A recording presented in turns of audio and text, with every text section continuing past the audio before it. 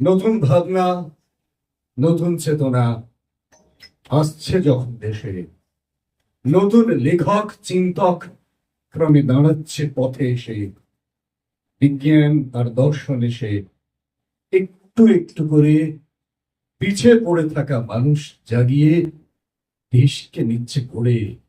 তা দেখে ব্রিটিশ দেখিয়ে যাচ্ছে হিংস্র পরাক্রম। তখন এক ঋষি বলেছেন, গৌতম মাতরম। দেশের প্রথম স্নাতক, পরে ডেপুটি কালেক্টর, কর্মসূত্রে চেয়েছেন তিনি বাংলার চরাচর। মানুষকে চিনে, দুঃখকে চিনে, চিনে দেশের মাটি। ক্রমে হয়েছেন ঋষি বঙ্কিম, পূর্ণ মানুষ খাঁটি। পদোন্নতি হয়নি, তবুও হারাননি উদ্যম।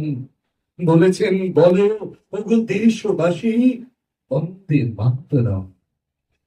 বাংলা স্কট হয়েছেন ক্রমে দক্ষ কাহিনীকার।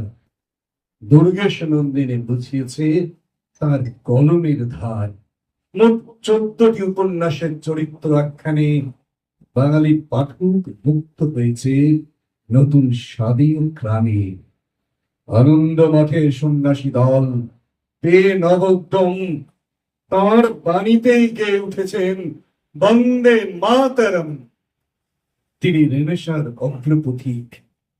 তার কলমের ধার স্বদেশ সমাজ সংস্কৃতির খুলে দিল নবদ্বার। যারা পেয়েছিল তত্ত্বের আলো বঙ্গ দর্শনের, তারা পেয়েছিল নানা দিক দিশা এ দেশ সমাজে। তাই দেশবাসী পেয়েছিল মনে ব্রিটিশ বিরোধী দম।